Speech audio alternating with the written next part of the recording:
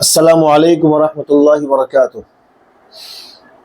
الحمد للہ والصلاۃ علی نبی صلی اللہ تعالی علیہ وسلم۔ محترم سامعین کرام، آج آپ حضرات کے سامنے شرکت اور پارٹنرشپ کے مسئلے کو لے کر حاضر ہوا ہوں۔ مسئلہ یہ ہے کہ کچھ لوگ مل کر کاروبار کرتے ہیں، یعنی گروپ بناتے ہیں کہ ہم ساتھ میں کاروبار کریں گے، تو اس میں ایک آدمی ورکنگ پارٹنر بنتا ہے جو جگہ تلاش کرتا ہے اور پھر اس پر کمپنی بنانا، ہوٹل بنانا، ریسٹورنٹ بنانا، یہ سب اس کے ذمہ ہوتا ہے۔ اب جو آدمی جگہ تلاش کر کے لاتا ہے اور وہ اس نے بیانہ دے دیا،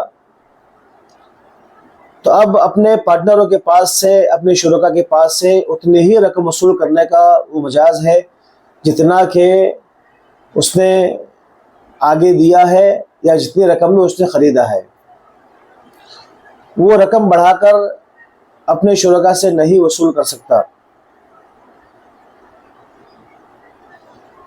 یعنی اگر 5 لاکھ میں اس زمین کا سودا کیا ہے تو اپنے شرکا سے 5 لاکھ کے حساب سے ہی رقم وصول کرے گا۔ یہ اگر 6 لاکھ یا 7 لاکھ وصول کرنا چاہے تو نہیں کر سکتا۔ بعض لوگ اس طرح زائد رقم وصول کر کے اپنا شیئر 15 پیسہ، 20 پیسہ، 25 پیسہ فری کرتے ہیں، یہ جائز نہیں ہے۔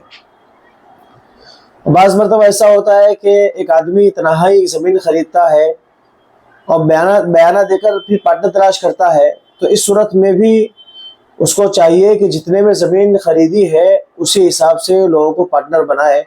یہاں بھی اگر زیادہ رقم وصول کرے گا تو اس کے لیے درست نہیں ہوگا۔ البتہ کوئی شخص ہے جو زمین تلاش کرتا ہے اور زمین کی مکمل رقم دے دیتا ہے، اس کے بعد دوسرے لوگوں کو زمین فروخت کر کے اپنی زمین میں پارٹنر بنانا چاہے کہ ابھی زمین پارٹنر بنیں گے، شریک بنیں گے، بعد میں جب ہوٹل بنے گا، ریسٹورنٹ بنے گا، کارخانہ بنے گا تو اپنے اس حساب سے رقم دیں گے، تو ایسی صورت میں اس کے ذمہ ضروری ہے کہ کسی بھی طرح اپنے پارٹنروں کو، جن کو زمین فروخت کر رہا ہے، ان کو اس بات کا علم ہونا چاہیے کہ یہ شخص ہمیں زمین فروخت کر رہا ہے، اور زمین فروخت کرنے کا مطلب یہ ہے کہ اس کو پڑی کسی اور دام میں ہے اور ہمیں کسی اور دام سے فروخت کر کے ہمیں شریک بنا رہا ہے۔ یہاں پر عام طور پر آدمی اس کی وضاحت نہیں کرتا ہے اور سامنے والے کو اس کا احساس ہونے دیتا نہیں ہے۔ اس کی وجہ یہ ہوتی ہے کہ اگر سامنے والوں کو معلوم ہو جائے، جو پارٹنر بننے والے ہیں، کہ اسے زمین کم میں خرید کر ہمیں زیادہ میں پارٹنر بنا رہا ہے، زیادہ کے حساب سے پارٹنر بنا رہا ہے، تو لوگ پارٹنر بنتے نہیں ہے۔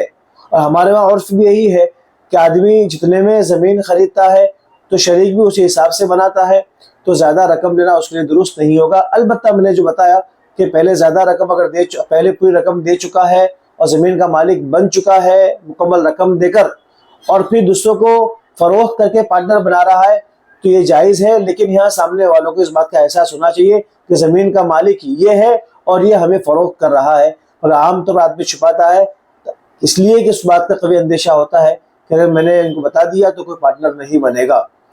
تو معاملات بہت صاف ہونے چاہیے اور واضح ہونے چاہیے تاکہ کسی طرح کا نزاع و جھگڑا بعد میں نہ ہو۔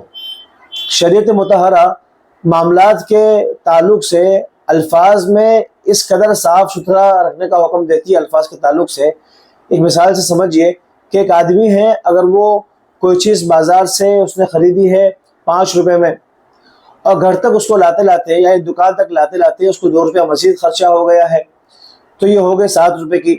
اب یہ کسی کو فروخت کرتا ہے تو یہ آدمی یہ نہیں کہہ سکتا کہ میں نے 7 روپے میں خریدی، بلکہ وہ یہ کہے گا مجھے 7 روپے میں پڑی ہے۔ خریدنے کا مطلب یہ ہوتا ہے کہ اس نے سامنے والے کو 7 روپیہ دیا ہے، اور پڑھنے کا مطلب یہ ہوتا ہے کہ اسے گھر تک آتے آتے 7 روپے میں پڑی ہے۔ تو شریعت تو الفاظ کا بھی خیال رکھتی ہے، لہٰذا کسی طرح کا کسی کو دھوکہ نہیں ہونا چاہیے۔ جہاں دھوکہ ہوتا ہے تو بعد میں جگہ جھگڑے اور بڑے مسائل کھڑے ہوتے ہیں۔ السلام علیکم ورحمۃ اللہ وبرکاتہ۔